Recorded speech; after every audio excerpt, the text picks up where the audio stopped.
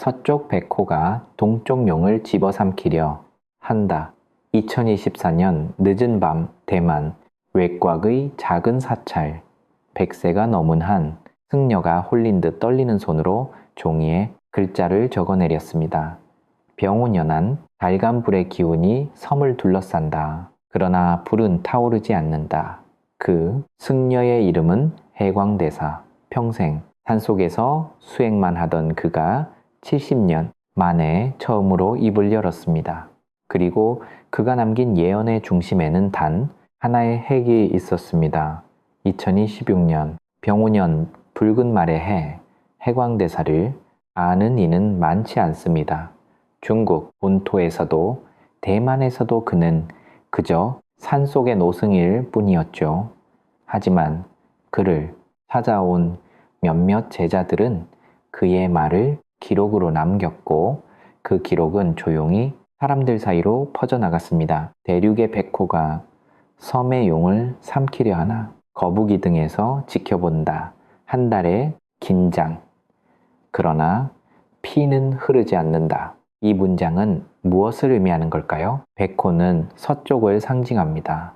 중국 대륙을 말하는 거죠. 용은 동쪽의 섬, 대만을 가리킵니다. 거북은 섬나라, 일본입니다. 그렇다면 해광대사가 본 것은 2026년 대만 해협에서 벌어질 거대한 충돌의 징조였던 걸까요?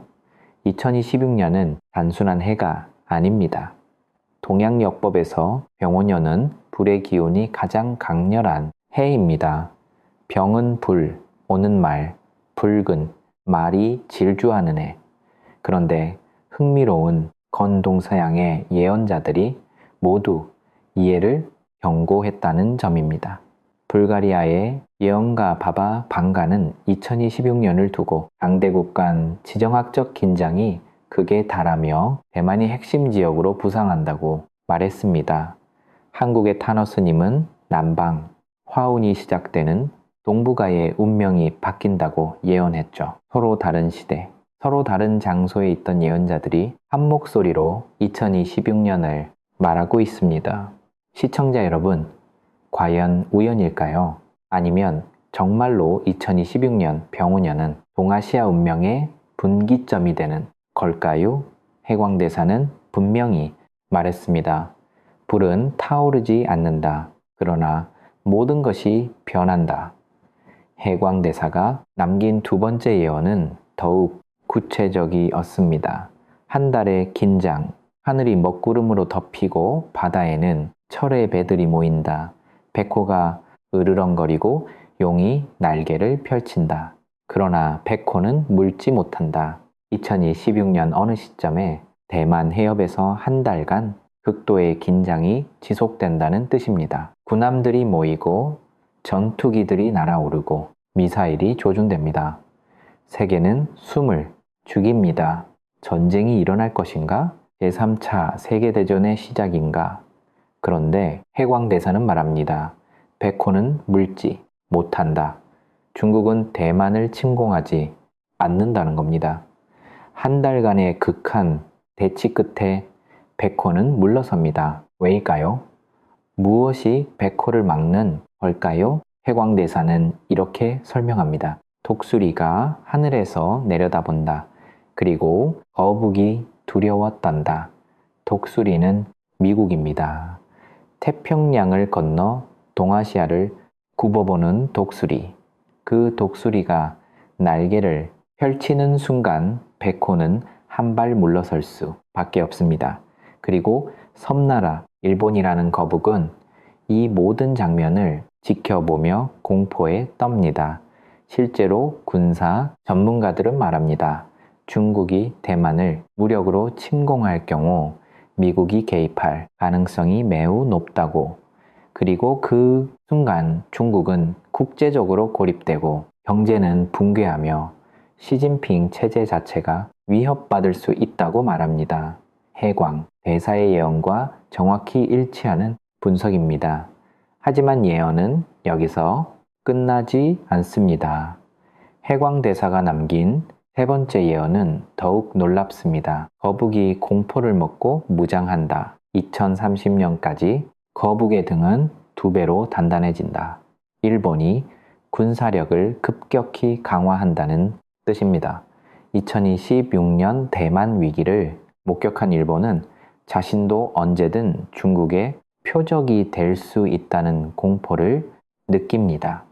그리고 그 공포는 일본을 움직입니다. 평화헌법 개정, 방위비, 증액 자위대의 정규군 전환. 일본은 2030년까지 군사력을 2배로 키우며 보통 국가로 변모합니다. 이것이 단순한 예언일까요? 아니면 이미 움직이고 있는 현실일까요? 실제로 일본은 2023년부터 방위비를 대폭 증액하기 시작했습니다. 2027년까지 국내 총생산 대비 2% 수준으로 끌어올린다는 계획입니다.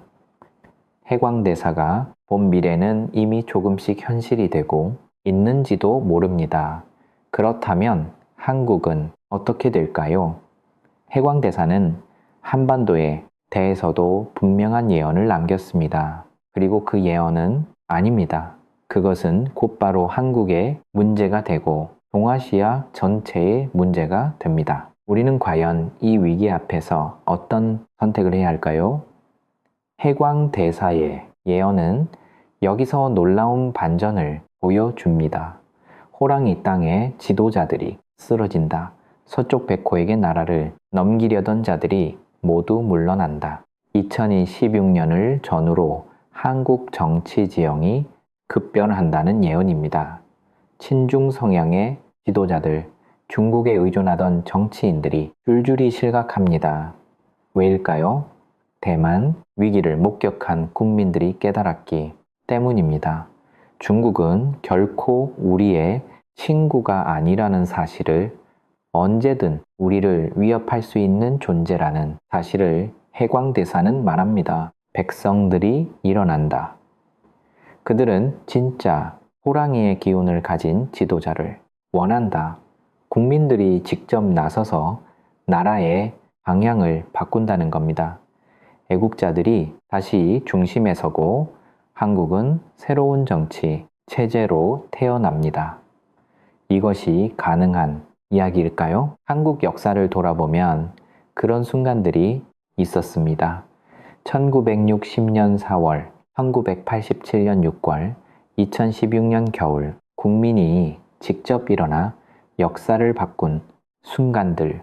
해광대사는 2026년을 전후로 또 한 번 그런 순간이 온다고 예언합니다.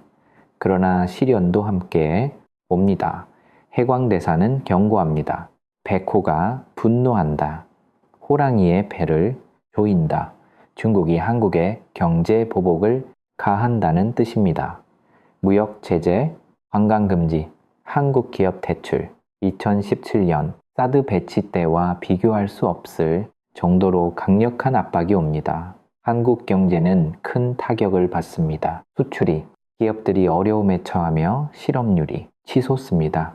그런데 해광대사는 이렇게 말합니다. 고통은 약이 된다. 호랑이는 백호의 배에서 벗어나 스스로 먹이를 찾는다. 위기가 오히려 기회가 된다는 겁니다. 중국의 경제 보복으로 시련을 겪지만 한국은 이를 계기로 중국 의존도를 낮춥니다. 무역로를 다각화하고 새로운 시장을 개척하며 내실을 다지는 강한 나라가 됩니다. 실제로 경제 전문가들은 말합니다. 한국이 중국에 지나치게 의존하는 경제 구조는 언젠가 반드시 문제가 될 것이라고, 그리고 그 문제를 해결하는 과정에서 한국은 더 건강한 경제 체제를 갖추게 될 것이라고 말합니다. 해광대사의 예언과 정확히 일치하는 분석입니다. 시청자 여러분, 고통 없이 성장은 없습니다. 2026년 위기는 한국에게 시련이지만 동시에 도약의 기회입니다. 우리는 이 위기를 어떻게 활용할 수 있을까요? 해광대사의 예언에는 더욱 놀라운 내용이 숨어 있습니다. 북쪽의 곰이 백호를 의심한다. 검은 새끼가 남쪽 호랑이를 바라본다. 북한이 중국에 대한 신뢰를 잃는다는 뜻입니다. 2016년 대만 위기를 지켜본 북한은 깨닫습니다.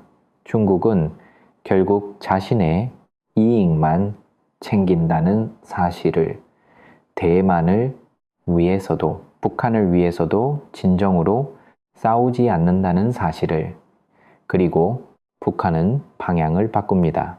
해광대사는 말합니다. 2017년부터 남과 북의 문이 조금씩 열린다. 눈물이 흐른다. 남북관계의 변화가 온다는 겁니다.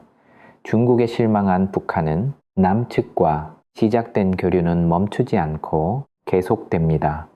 10년, 20년의 시간을 두고 천천히 하지만 확실하게 남북은 가까워집니다. 그리고 그 시작점이 바로 2016년 대만 위기라는 겁니다.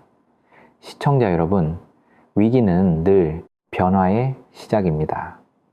2016년 병원년은 한반도에게 위기지만 동시에 70년 분단을 끝낼 수 있는 기회의 시작일지도 모릅니다.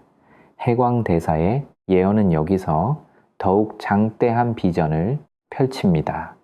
모든 방위의 기운이 호랑이, 땅에 모인다.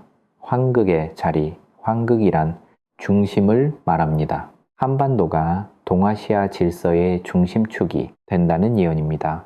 어떻게 가능한 일일까요? 해광대사는 설명합니다. 독수리는 호랑이 땅에서 백호를 견제하고 거북은 호랑이를 통해 백호와 말한다. 북, 서울의 큰 집에 4마리 짐승이 모인다. 2028년경 서울에서 미국, 중국, 일본, 러시아 정상들이 모여 동아시아 안보를 논의하는 회의가 열린다는 예언입니다. 그리고 그 회의를 주최하는 나라가 바로 한국이라는 콧방귀 겁니다. 현실적으로 가능한 이야기일까요? 전문가들은 말합니다. 2026년 대만 위기 이후 동아시아에는 새로운 안보 질서가 필요할 것이라고, 그리고 그 새로운 질서를 만드는 과정에서 한국의 역할이 매우 중요할 것이라고 분석합니다. 해광대사가 본 미래는 이미 전문가들이 예측하는 시나리오와 일치합니다. 시청자 여러분, 한국은 작은 나라가 아닙니다. 우리는 세계 10위권 경제 대국이며 문화 강국이고 기술 선진국입니다. 2016년 위기를 잘 넘긴다면 한국은 동아시아의 중재자이자 리더로 우뚝 설 곳수 있습니다.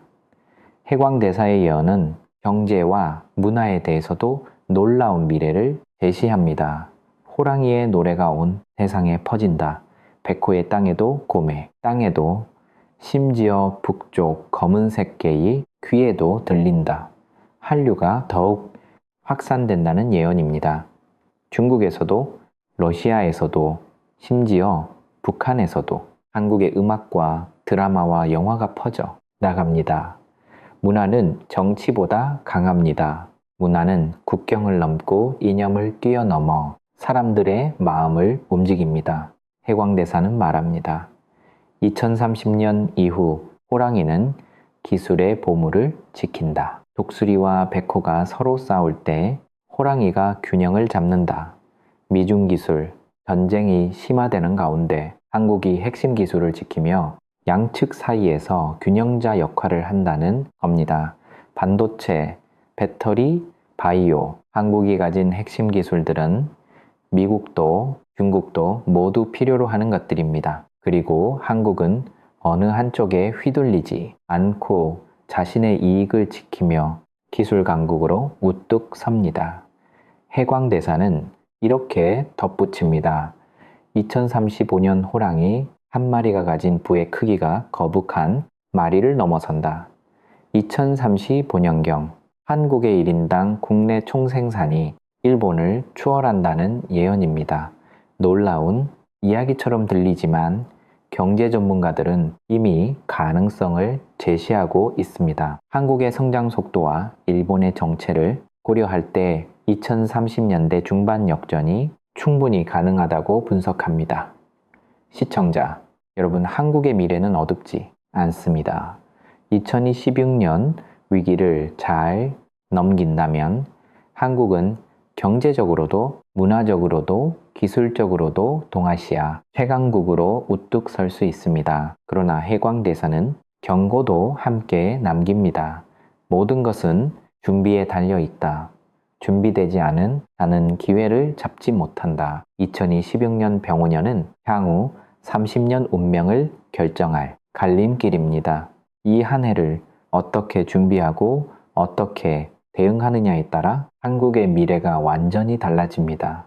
해광대사는 구체적인 조언을 남깁니다. 두려워하지 말되 방심하지 말라. 중용의 도를 지켜라. 극단으로 치우치지 말라는 뜻입니다. 중국과 완전히 등을 돌려서도 안 되고 미국에 무조건 의존해서도 안 됩니다. 냉정하게 국익을 따지고 균형을 잡으며 우리의 길을 가야 합니다. 해광대사는 또한 말합니다. 경제의 뼈대를 바꿔라. 한 곳에 의존하던 것을 열어 곳으로 나눠라. 중국 의존도를 낮추고 무역 상대국을 다 변화하라는 조언입니다. 베트남, 인도, 중동, 유럽, 아메리카, 세계 곳곳으로 무역로를 넓히고 경제 구조를 개편해야 합니다. 그래야만 2016년 위기 이후 중국의 경제 보복에서 살아남을 수 있습니다. 해광대사는 마지막으로 이렇게 당부합니다. 호랑이는 혼자 사냥하지만 때로는 무리가 필요하다. 같은 편을 잘 골라라. 동맹을 잘 선택하라는 뜻입니다. 미국과의 동맹을 튼튼히 하되 일본, 호주, 동남아 국가들과도 협력을 강화해야 합니다. 그리고 무엇보다 남북 관계 개선에 힘써야 합니다. 분열된 호랑이보다 하나된 호랑이가 훨씬 강하니까요. 시청자 여러분, 2016년 병오년은 이미 다가오고 있습니다. 우리에게 남은 시간은 많지 않습니다. 그렇다면 우리는 무엇을 준비해야 할까요? 해광대사의 예언을 종합하면 명확한 그림이 나타납니다. 2026년 대만 해협에서 한 달간 극한 긴장이 지속되지만 전쟁은 일어나지 않습니다. 그러나 이 위기는 동아시아 전체를 뒤흔듭니다. 일본은 무장하고 한국은 정치적 격변을 겪으며 북한은 방향을 바꿉니다. 그리고 이 모든 변화의 중심에 한국이 섭니다. 한국은 위기 속에서 중국 의존도를 낮추고 경제 구조를 개편하며 더 강한 나라로 거듭납니다. 남북관계가 개선되고 한국은 동아시아 외교의 중심지로 부상합니다. 문화와 기술에서 세계를 이끌고 경제적으로도 번영합니다. 하지만 이 모든 것은 조건부입니다. 해광대사는 분명히 말했습니다. 준비된 자만이 기회를 잡는다. 2016년은 자동으로 오는 미래가 아닙니다. 우리가 어떻게 준비하고 어떻게 완전히 다른 미래가 펼쳐집니다. 만약 우리가 준비하지 않는다면 어떻게 될까요? 해광대사는 경고합니다. 준비 없는 호랑이는 먹이가 된다. 중국의 경제 보복에 무너지고 주한미군 기지 문제로 혼란에 빠지며 북한 도발에 속수무책으로 당할 수 있습니다. 일본은 홀로 강해지고 한국은 뒤처집니다. 동아시아 질서 재편 과정에서 한국은 소외되고 다시 강대국에 끌려다니는 약소국으로 전락할 수 있습니다. 반대로 잘 준비한다면 어떻게 될까요? 해광대사는 말합니다. 호랑이가 일어서면 모든 짐승이 고개를 숙인다. 한국이 동아시아의 리더로 우뚝 서고 세계가 한국을 주목합니다. 통일의 길이 열리고 경제는 번영하며 문화는 꽃핍니다. 우리 후손들은 강하고 부유하고 자유로운 나라에서 살게 됩니다. 시청자 여러분, 선택은 우리의 손에 달려 있습니다. 해광대사의 예언은 미래를 확정하는 것이 아니라 가능성을 보여주는 것입니다. 그 가능성을 현실로 만들 수 있는 유일한 존재는 바로 우리 자신입니다. 2016년 병5년 붉은 말이 달리는 해. 그 말은 우리를 어디로 데려갈까요? 절벽 아래로 떨어질까요? 아니면 새로운 지평으로 도약할까요? 해광대사는 마지막 한마디를 남겼습니다. 말을 탄 자가 말을 이끈다. 말에게 끌려가는 자는 떨어진다. 우리가 주도권을 쥐어야 한다는 뜻입니다. 상황에 끌려가는 것이 아니라 상황을 이끌어 가야 합니다. 강대국의 게임에 휘둘리는 것이 아니라 우리가 게임의 룰을 만들어야 합니다. 어떻게 그럴 수 있을까요? 해광 대사는 답을 주지 않았습니다. 아니, 정확히 말하면 답을 우리에게 맡겼습니다. 예언자는 방향을 가리킬 뿐 길을 걸어가는 것은 우리의 몫입니다. 하지만 가지는 분명합니다. 2026년 병5년은 단순한 해가 아니라 한국 역사의 분기점이 될 것입니다. 그리고 그 분기점에서 우리가 어떤 선택을 하느냐에 따라 향후 30년, 아니 100년의 운명이 결정될 것입니다.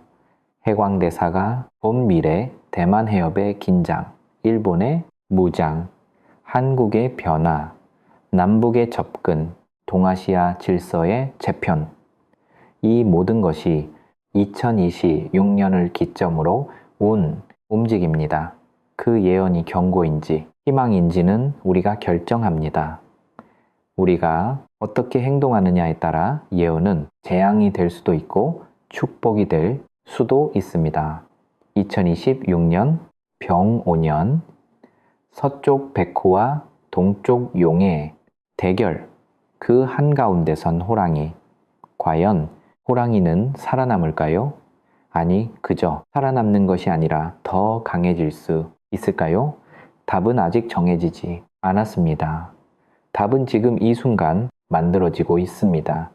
당신의 선택으로, 당신의 행동으로, 당신의 준비로. 마지막으로 묻겠습니다. 병5년 이후 당신이 살고 싶은 한국은 어떤 나라이니까? 강대국에 끌려다니는 나라이니까? 아니면 동아시아를 이끄는 리더입니까? 그 선택은 지금 이 순간 시작됩니다. 이 영상이 도움이 되셨다면 구독과 좋아요 부탁드립니다. 그리고 댓글로 여러분의 생각을 들려주세요. 2026년 병5년 우리는 과연 무엇을 준비해야 할까요? 끝까지 시청해 주셔서 감사합니다.